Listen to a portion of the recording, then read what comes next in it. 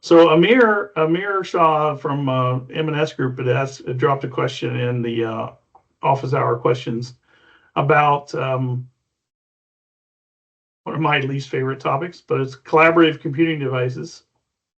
And it asked what is actually considered a collaborative computing device. And he pointed out that some of the examples shown in the guides are like, network whiteboards, cameras, microphones, etc. And that's right, but it's also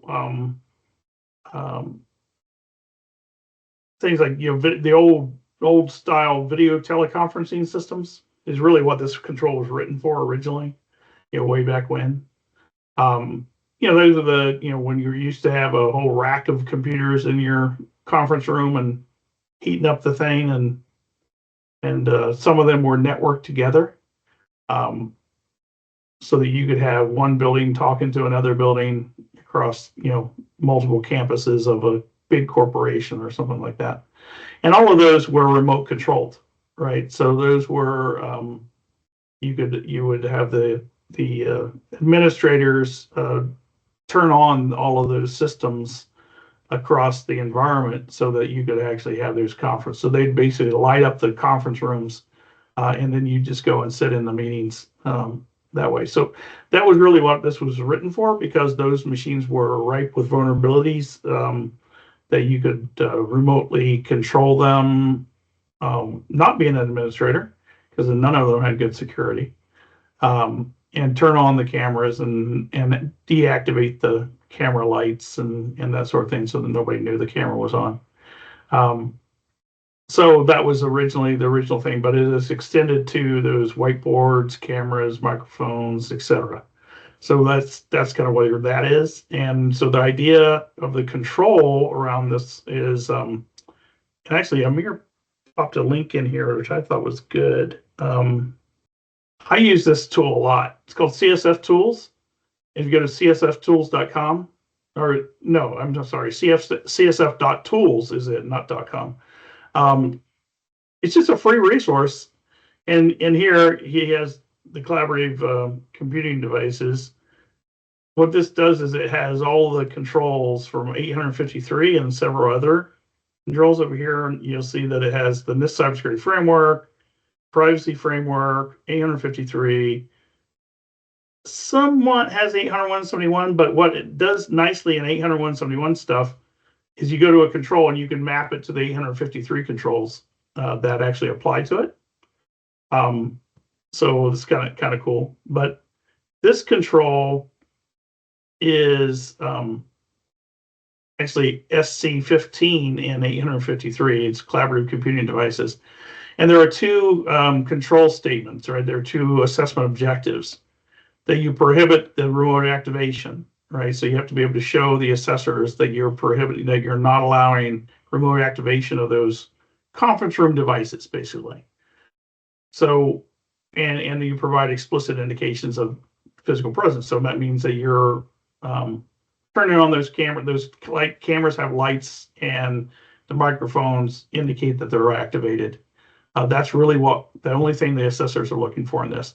We're looking for an inventory of all those devices. And that's a difference than SC15, and you actually have to identify those devices. And so there's actually 3 assessment objectives. And that just means that those devices need to be in your inventories, right? And then that you don't allow them to be remotely activated, and you have those lights. Okay, so that's really what that control is all about. It does not include Teams. Okay, I mean, some assessors think it does, so that's kind of something that needs to be clarified. It's challenging when assessors think differently than each other, but it does not typically include like Microsoft Teams and the laptops, that sort of thing, even though, those are collaborative computing devices, but they're controlled in other ways. So that's the intention of that control. So Matt, am I adequately covering that for what Amir wanted to get out of it? So the big question, which I mean, even on the assessments that I've been on both sides of them, that has been different between them is, are the cameras and microphones that are built into laptops, No, would those would not be considered collaborative computing devices? no. So you don't have to inventory every one of your laptop cameras. Okay. Yeah, you can just have the laptops. Yeah, that is an overstep Gotcha. by the assessors that are doing that. All right, yeah, I mean that comes up a lot. Those same questions come up in almost every one of the CCA classes, because of that issue. I mean, yeah, I mean you could characterize Teams and Skype and Zoom and everything as collaborative computing, but that's not what that control is intended for. So we gotta focus on the intent of the control, and it's really to control the things that are common resources, you might say, in the OSC's environment, like those shared, the whiteboards and the conference room cameras and polycoms and all that stuff. Right. Makes sense. Mm-hmm. All right, what else? What else are we talking about today? What's scratching your head, Chad? Anything? I think I'm just like a little confused about the verbiage on one involving MFA. Let me throw it in the chat here. Okay. Because I'm seeing some conflicting information between like the Microsoft forums and the compliance forums, as far as like local access versus network access. And if you can provide any like clarity on that, that would be super helpful. Sure. So we're in Microsoft Microsoft House, Azure AD, and I'm just trying to figure out, how that applies here. Let me just refresh myself on what this one is. Okay, 3.5.3, use multi-factor authentication for local and network access. Privileged accounts and network access to non-privileged accounts. Okay, so basically, this just basically means that use MFA everywhere. So what? Say what your question is about it again. So network access versus local access. I'm assuming network access is anything that connects to the 365 environment. Okay. Yes. So your local access might be, to your laptop, right? Okay, that's what I was thinking. And to me, it's a little confusing because it certainly is a better practice, right? It's a best practice to have MFA access to your local environment too, right? So it certainly is for privileged users, right? Because you don't want a privileged user, somebody sitting down and running privileged commands and not really know who they are, right? Right. On the laptops. So that's the point of the local piece for privileged users. So obviously it's a best practice if I, as a user, sit down on my laptop, I should have to two-factor in of some sort. So that's a better practice, right? It's not required, right? But when they go to access Office 365 or Azure, servers on the network, then they need to have a two-factor authentication to get into that network, right? Okay. Because most of the users don't have local admin access on their laptops. Right. So I figured that that kind of mitigates that issue. Yeah, so that's why the way the control is worded leaves it open for non-privileged users to not have to do local two-factor. Gotcha. Right. So again, obviously it's a better practice to do that. Right. So would it be oversimplifying if I was to say, network access is accessing the 365 environment, whereas local access is if you're if you're logging on your computer, even without internet, you're being prompted for MFA. Right. Okay. So that's for privileged users, right? For privileged users, yeah. Yeah, that's right. So if you have local admin, you should be prompted for MFA whether you have internet or not. Yes. Gotcha. All right. Yeah, that clears that up. Okay, good, Thanks, Brian. good. All right. What else? Steve, Matt, anything for me today? All I had was a mayor's question. Yeah, cool. Well, hey, we do have a town hall meeting tonight. So our first monthly town hall. So hopefully tell all your colleagues that are members to make sure they join. I've already told Toby, Matt, that he needs to be there. So I'll remind him. you gotta get Toby on Slack too. You gotta get him like he hasn't logged in Slack, I don't think, in months. Yeah, I mentioned it to him yesterday when Did I was you? on call with him. But Okay. yeah. No, I'll beat him up about it too. And our next board meeting's coming up too, so he's on the board. So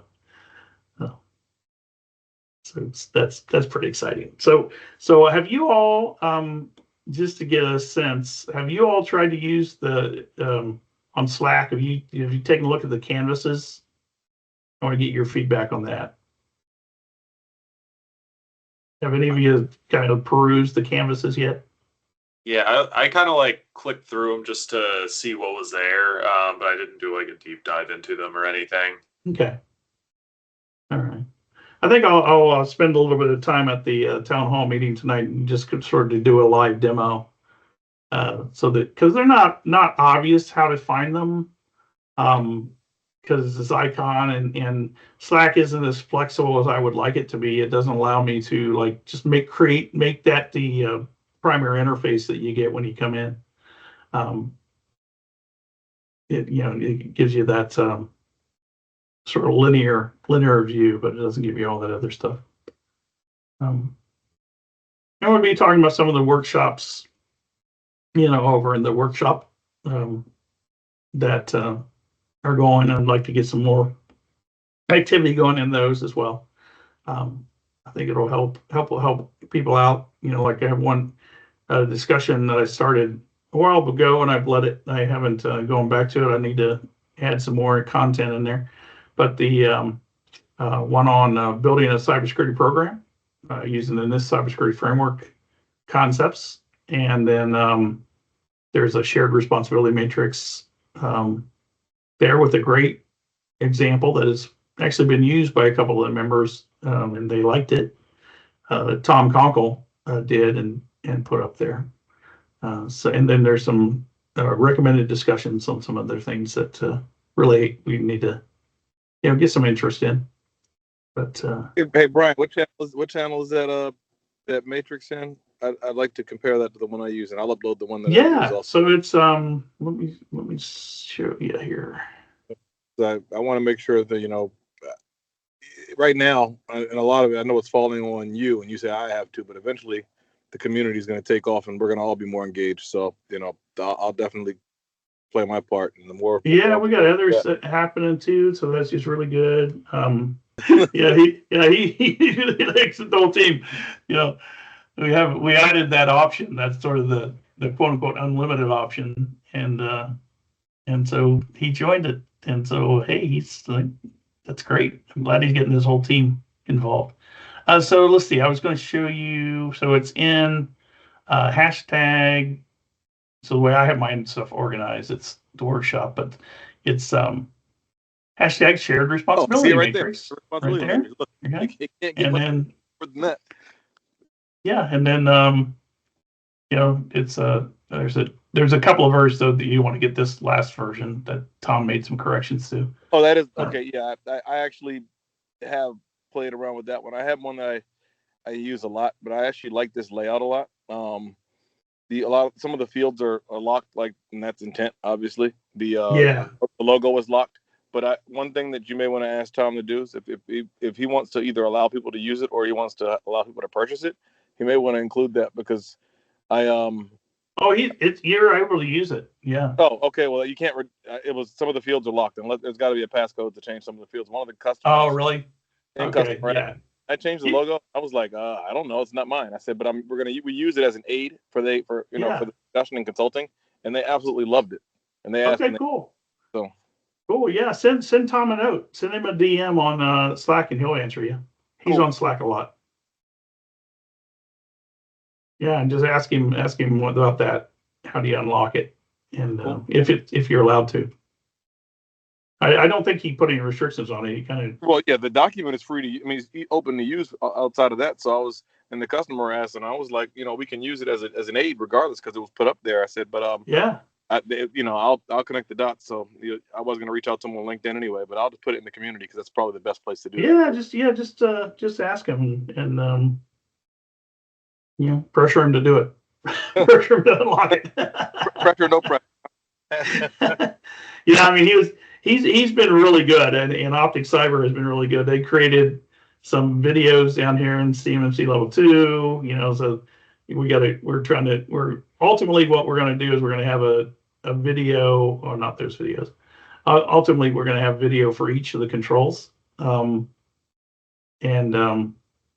have a 5 to 10 minute kind of discussion on each of the controls. So, yeah, so that'll be good. All right. So, okay, cool.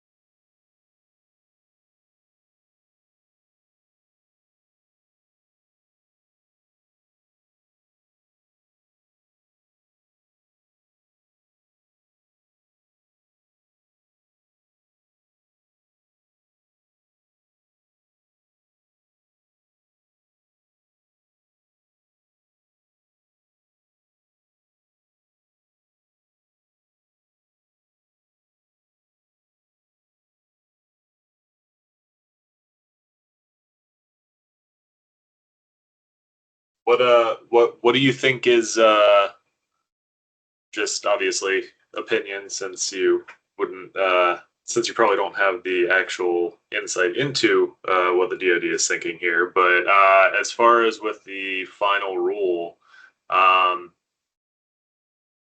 FedRAMP requirement, of course, is going to be a big question there.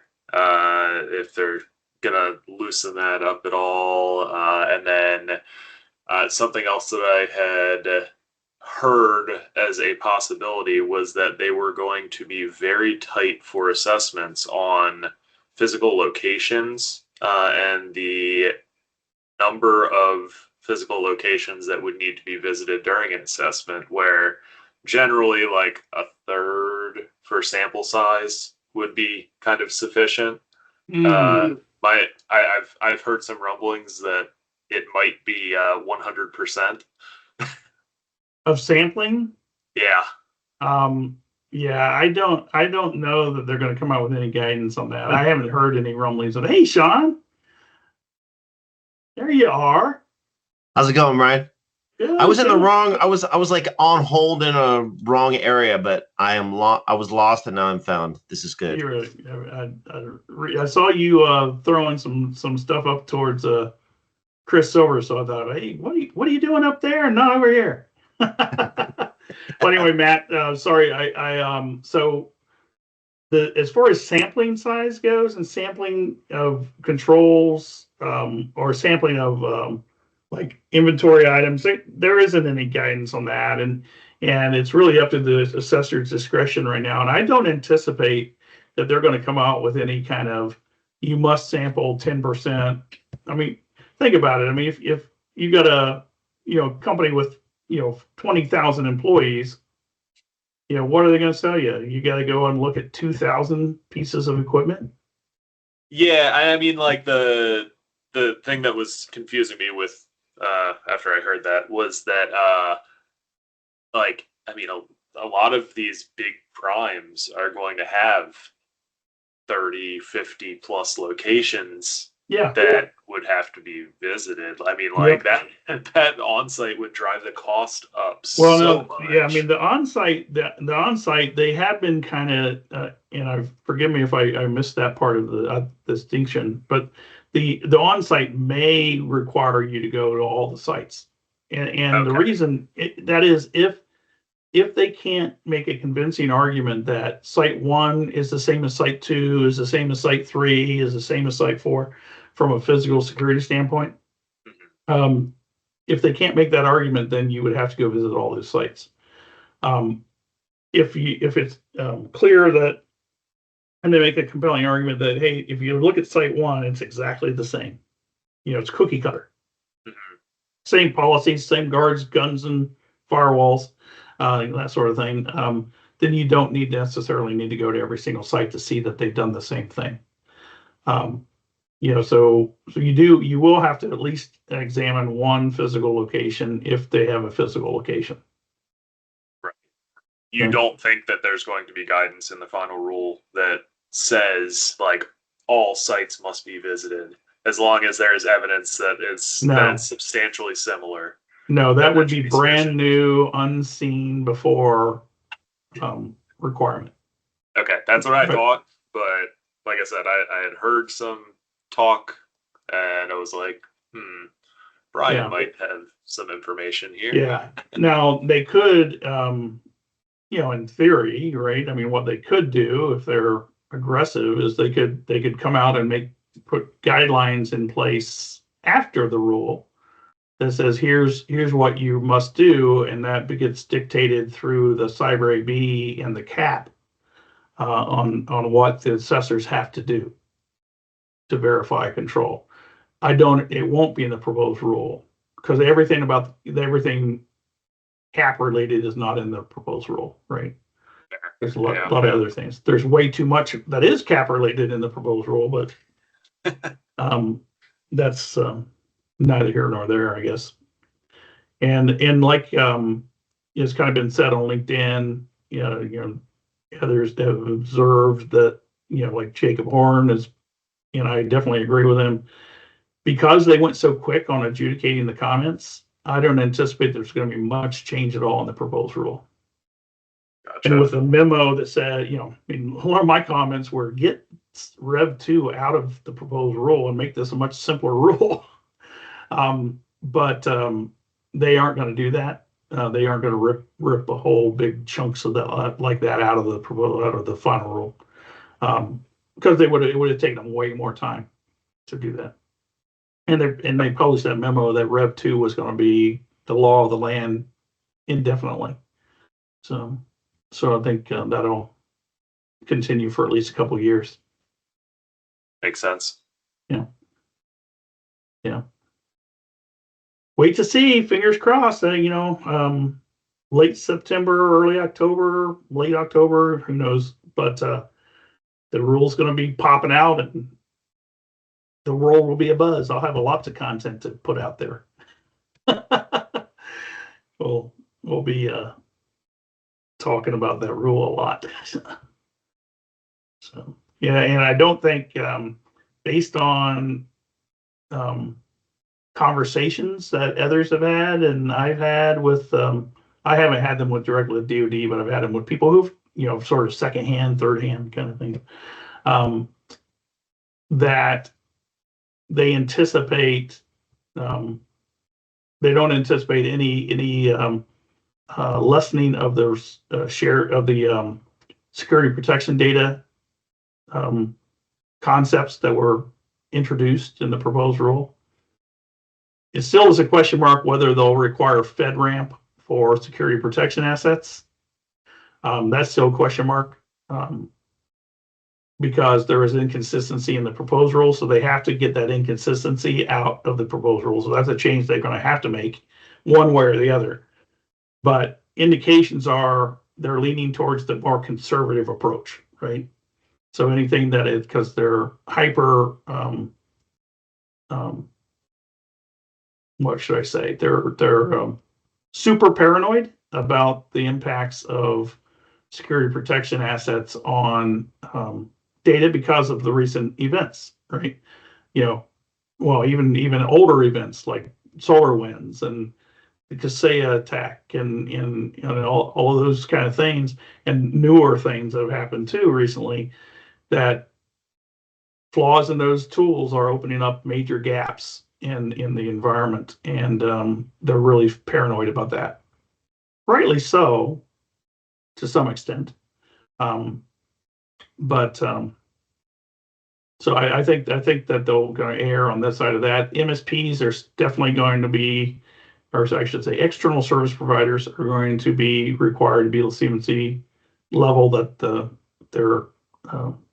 who they're supporting is. So level 2 for most MSPs is going to be the rule of the land.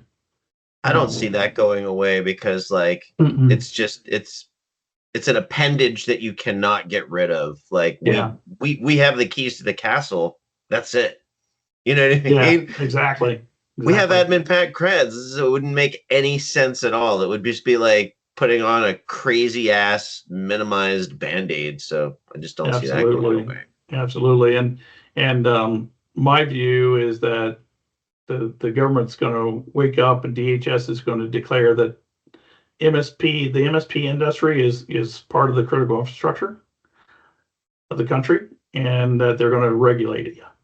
So MSPs are going to get regulated more than just by reference. You know, it's not just because you're doing something with a DoD contractor, you have to do something. No, it's going to be if you're providing IT services to parts of the critical infrastructure, then you're going to have to you are critical infrastructure. So you're going to have to comply with the regulations more and more. So that's why we're here, right? Yeah.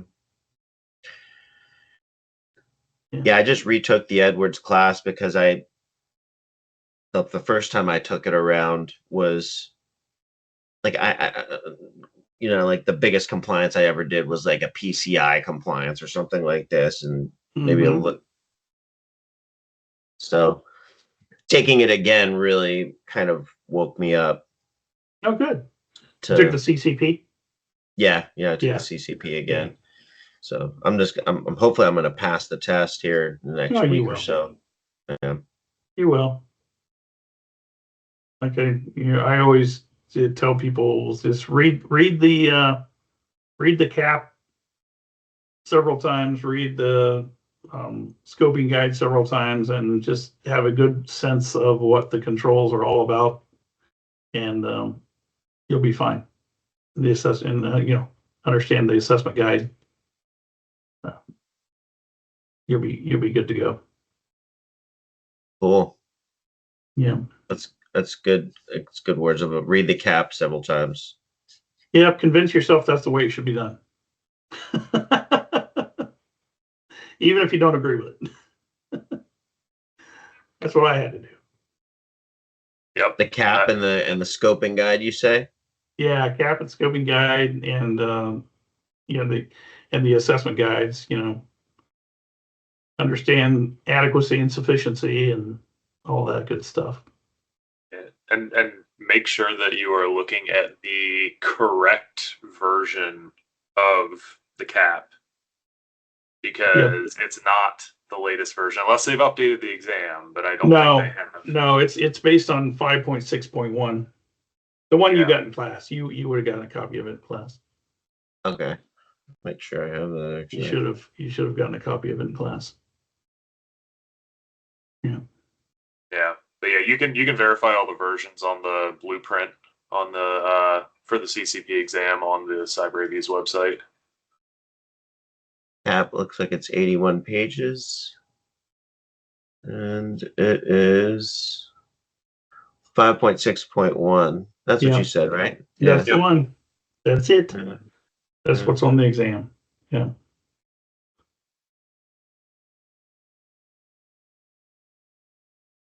Wow, just study that. Okay. Yeah. Study the crap out of that. And definitely know and understand the scoping guide. And of course, it's, not that it didn't change that drastically, but it's version 2.0 of the scoping guide, not the one that got published with the rule. Nice. Matt, Matt, we hung out in Vegas, didn't we? We did. Yeah, that's right. I don't see your face, but I remember your voice and your name. Yep. Yeah, Matt was in the meeting with us with Max Berger. Yeah, that was kind of cool. Yeah. I wonder how they're doing. I wonder how Max is doing. I haven't talked to him since, really. And I'm having lunch with him tomorrow.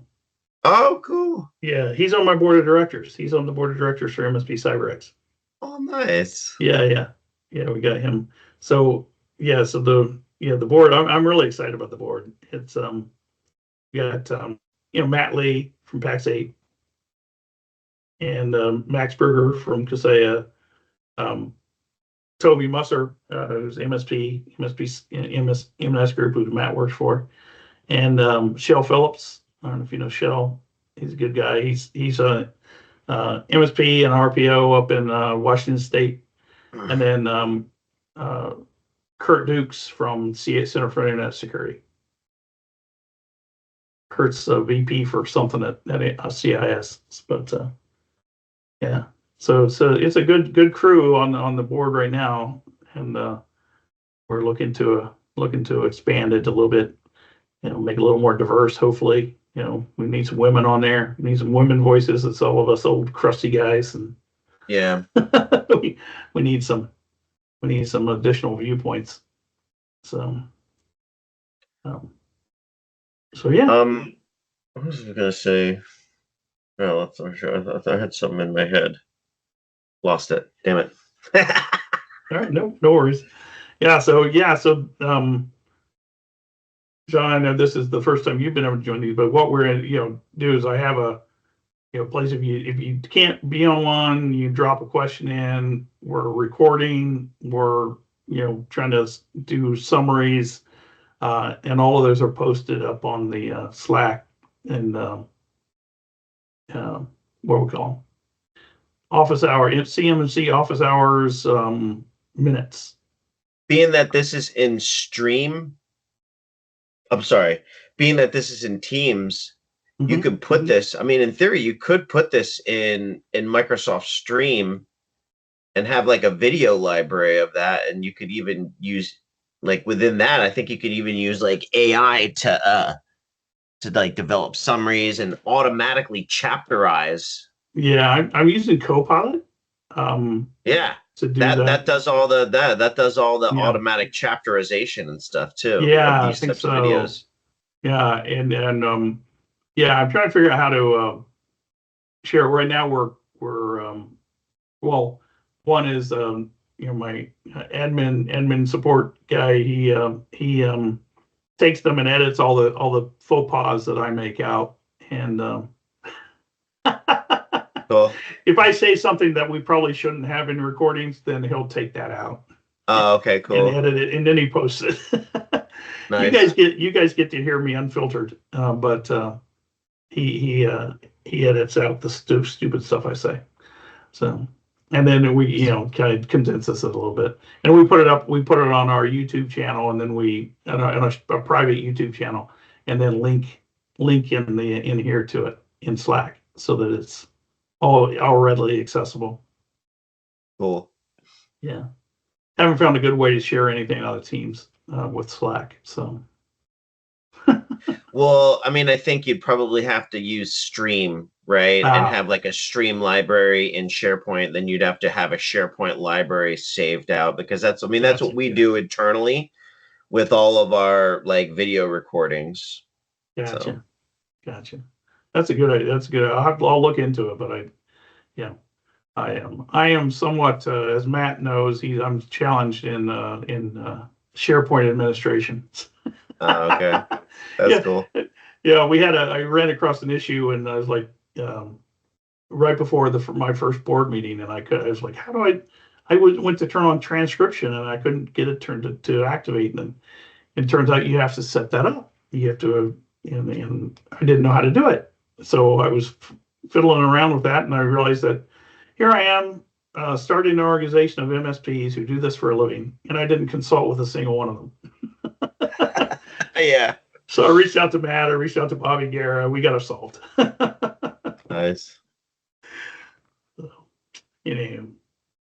All right, well, any other questions or topics for this? If not, we can call it a morning, and then we'll see you at the town hall at 5 p.m. Eastern time. Hopefully y'all can join the town hall meeting of this evening. But there's a town hall meeting. The MSP CyberX town hall. Yeah. All right. Did you not see that, Sean? Dang. Yeah, I was worried about whether invitations were getting out there, or whether they were like going into the bit bucket. So there is a channel for that. Well, actually, if you go to, let me share my screen. This is some stuff I'm going to walk through at the town hall, but if nobody can get to the town hall, then they won't see it. So if I go up here to hashtag general, I have these things called canvases built, and I have one called bulletin board. Okay. So if I open up, oh shoot, because I'm hearing it like in a window, I'm gonna have to do this differently. Open a new window. Okay, now I have to share this window. All right, hold on.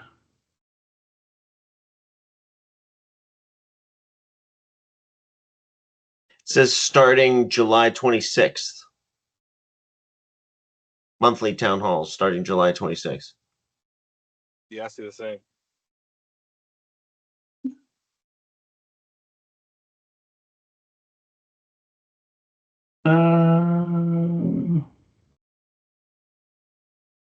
Where does it say that?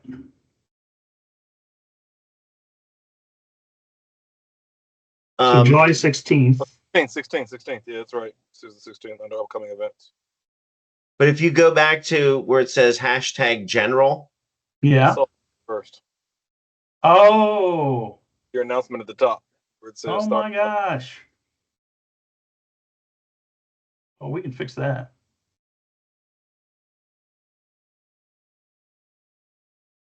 Thanks for pointing that out. Yeah.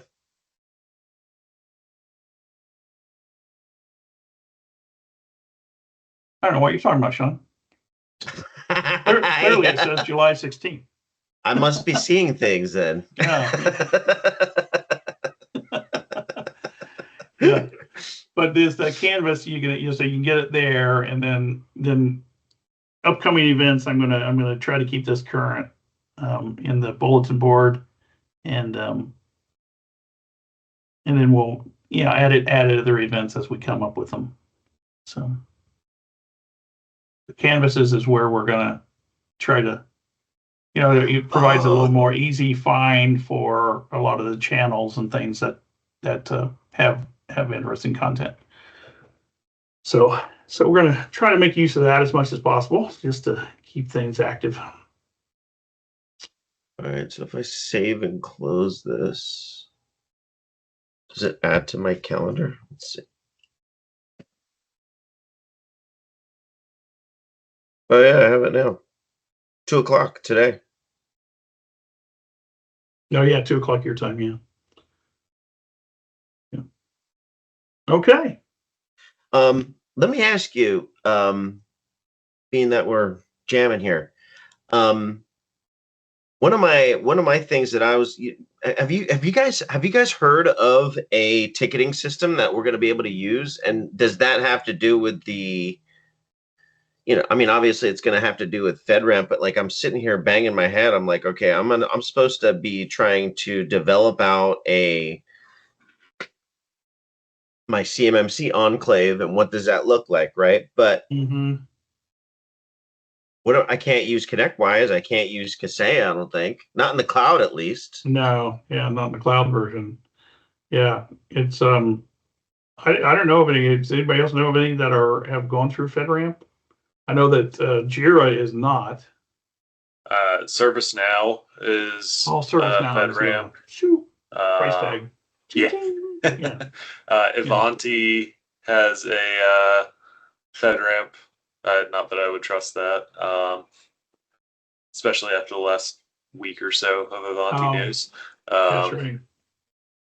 Yeah, those are the big ones. I think Jira is in process for FedRAMP or for a FedRAMP version or something. I'm not sure if it's their whole product line or not. ConnectWise Managed Self-Hosted is probably going to end up being the quote unquote easiest way to do it, or most budget friendly.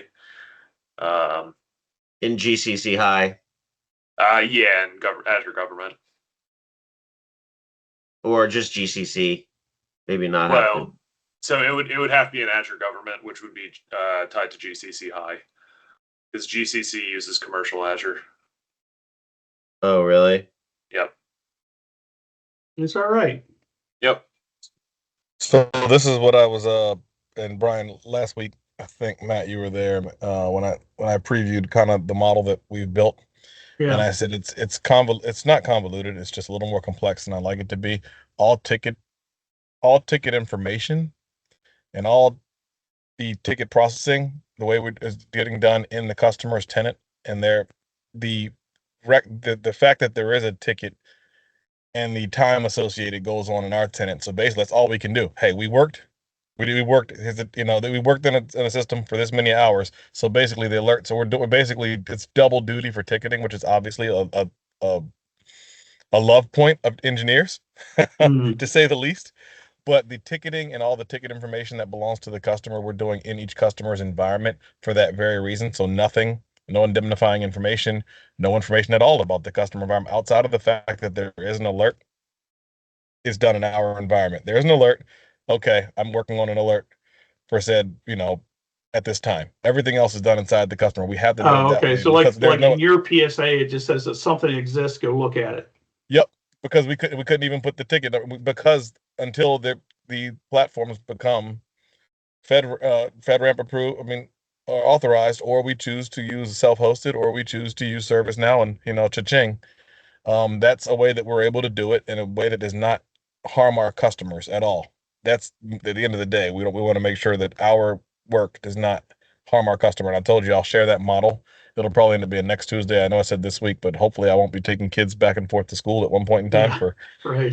And I'll have the entire, framework of that model laid out, because that was what we looked at and previewed last week. So basically it allows us to still do services in a manner that everything's basically as if you're walking into that customer site and doing everything on that customer site, everything soup to nuts.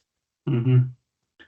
Yeah, I mean that's a good stopgap solution for this until you could have your entire PSAs in FedRAMP. But to keep on, because the issue was not the ticketing, right? The issue is the potential content of the tickets, right? Absolutely, what goes inside of the ticket. Data or configuration data. And that's what we have to protect ourselves from the customer and one customer from me. That's why we can. The fact that there's a ticket, but like you said, what goes on inside the ticket, we just can't afford to have that. And so I hope that together in the community we have a better answer. But until then, this is what we're doing. What about having how do you guys feel about having a hosted version of ConnectWise inside of GCC High, like with people submitting tickets to that instance. Like that wouldn't So self-hosting inside of GCC High, but I mean, and I guess I'll let Matt or Brian or Matt or Chad, chime in on. But for me, it was more or less having customer data from multiple customers in one environment could be potentially what happens. How do you ensure that the wrong eyes, even in your environment, because every one of your engineers or technicians might not be approved to work in every one of your clients. And in our case, we had to make sure each person that works in a customer environment has to be vetted. So some of our engineers or project managers or what have you that have access to our PSA might not be approved to work in that customer environment because they might not be an approved or authorized user. So we just said we're going to separate everything. If you can get them all approved, I mean, I'd love to hear Brian your thought on that, or Matt your thought on that, or Chad your thought on that. Well, let's say you had an engineer, and that engineer has access to their set of clients. This engineer has access to this set of clients, and then maybe this engineer has access to all the clients. I don't see I think that's entirely possible in ConnectWise, where you can kind of divide it out like that. I think it's going to be cumbersome. Like you said, Steve, like to have, like, it's already hard enough to get engineers to put their time in once. Oh my gosh. Yep. To have them put it in twice, and like we're going through a whole service stack thing right now where, I mean, gosh, I've been running my MSP for 25 years now, and I'm starting to like realize that the struggle is not only like to really truly do justice by my customer base and really be able to give reporting on what our SLA is. It's even more than just like putting in time entry. It's like updating statuses as to what the tickets are doing and such, and like so that like at the end of the month I can go to the client and be like, hey, our average response time to close tickets is XYZ, so on and so forth. So it's just like we can't, I think out of all of this, we can't make, just because, like how like gosh, like we can't make it a redheaded stepchild situation where we're just closing tickets and we have like a deprecated way of serving clients because of CMMC. There's got to be some kind of, just thinking inside my head, I think that, like, I don't know, like what do you guys think if we had an Azure instance and you could say and feel good about, like, hey, this client logs in, all they see is this client. This engineer logs in, all they see is this client. This engineer logs in, and I'm talking about, like, this is my enclave. Mm-hmm. This is my CMMC enclave, right? And I'm not having any of my offshore employees log into this, period. I'm just talking about regular local American engineers logging in and only seeing this client's stuff, so that they're not part of, like, so that I don't have to have all of my engineers part of every freaking C3PAO assessment or whatever freaking is, I mean, it would be sufficient to, with your access controls and your rights, to just be able to do that. It wouldn't violate any of the controls.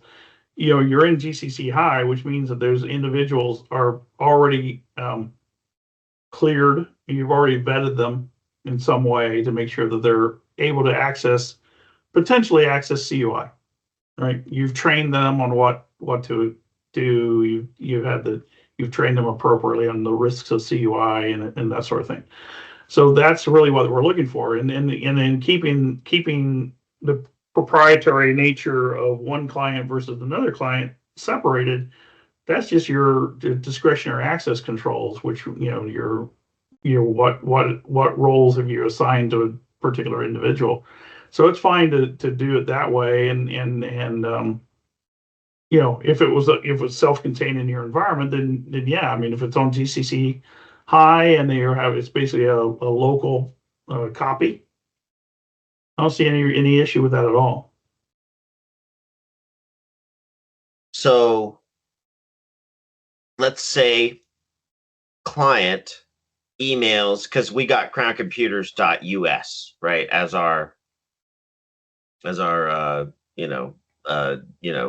CMMC enclave. So let's say customer emails Crown Computer Sean or support at crowncomputers.us. Ticket gets created inside of ConnectWise. It knows that environment. That ticket goes to the company specifically for that, for that client. Engineer gets notified that's associated with it. Hey, new ticket got created. And then the other engineer does not get access to that. And then, within the workflow, as the engineer that got it, let's say they go in, okay, we just need to fix this printer issue. Boom, they fix it. Email goes back out to the client that the ticket has been completed. Yeah. Just like a regular ticketing system. Just like we do with our existing clients, I should say. Yeah. I mean, it sounds like that would work fine. And then the biggest obstacle is that now you have to have a GCCI environment, right? So Steve, do you still think that you might have to do double duty? Yes and no to a degree, and I would love to sync with you more. And then obviously, because we're gonna run out of time here, so Yeah, Sean, I'll ping you. So double duty, no, but additional. Do we have to do it based on what Brian said? Maybe not. But I look at customer risk, or I look at risk for our customers. I said that backwards, and I'm trying to minimize and mitigate potential risk and future risk. And what I'm planned and what we're using, and the reason I architected it this way, this goes back, we're 5 years, 6 years into doing this for putting customers in GCC High. We were one of the first AOSG partners, and the reason that we architected this way, we originally did not do it this way. We originally tried to go about it a different way, similar to the way you said it, and not saying that's wrong. I think that's going to be right per what Brian just said, but minimizing risk for our customer, because what happens in that case when one of your engineers quits or one of your engineers gets something happens, and now you're going to have to do potentially, I got to do a risk. What happened? Who could have possibly been exposed? My engineer put the ticket or customer name into the wrong ticket that went to the other environment. We run MSPs 25 years in also. I know somebody's inevitably put the wrong information in the wrong ticket, and now you have something that potentially could be raising an eyebrow why customer A's name is in customer B's ticket, or customer A's device name, or whatever is in customer, or the configuration might be, we changed the network, the Wi-Fi to 1234 net, and that was for the wrong customer. And I just want to eliminate that possibility, because what does that do to not just the customer who has to deal with their own set of concerns and maybe potentially have some legal issues that you got to deal with? What happens to you when they find out that it was your environment, your engineer that did that? And does the word get out really quickly in a small community? So I was looking at it from a risk approach. So I'd love to sync with you, and I'd happily share. Not saying what we're doing is right. I just tried to do it from a way and minimizing effort, because I also, like you said, we got to run a business still, and we need to be able to make sure we can get our people to do our things properly. So it's a lot. It's a lot to go in, and we're all in this world right now trying to figure out the right thing together. And I just think we have a decent way, but I'm trying to look at how do we optimize that. And we're, as we scale, as we grow to that part of our practice. The other part, MSP is MSP. They've been around forever. But I'd love to sync with you if you have the time. Yeah, no. Well, right now, Steve, I have a goal of building out my enclave. So yeah, I'm trying to solve this cookie right now, and cool. I want to be there to support the DIB. Yeah, I think I would love to see you guys start this dialogue in Slack. Encourage you to okay, I'll bring it to Slack. Okay. Because I know some others like Bobby Guerra and Show Phillips and have dealt with this. And Bobby is well down the road on his GCC. We need to get with solution. Bobby. Bobby's got like 10 months of this. I was just at the Yeah. gym power watching his climbing Climbing Mount CMMC CMMC. mount. I love Yeah, that podcast. I was like totally power watch. I watched your episode, Brian, Oh, cool. and then I Good. watched Joy Beelin's Joyce, version, and Yeah. and Yeah, he's got this is his second season, so he's got a lot of great content out there. yeah. Let's do that. Let's get Bobby involved in this conversation. Yeah. That would be huge. Yeah, put him on Slack, and then we'll make sure he gets pipes in. And, Steve, you know how to use Slack to the, okay, so I'm like so new to Slack. I That's know the we all $1 are. question. I can get through Slack. Yes. So we've had a couple of clients. Maybe that name right there, that product you just said, since I'm not going to say anything, even though I'm being recorded, that I've had to learn how to use that product as a result of. So I can get through it, I can navigate it. I'll find the right channel, and I'll start that thread, and hopefully that conversation jumps off and takes off. Yeah. Yeah. I'll count on you, Brian, to champion it. I can tell you that where I would encourage you to start that conversation.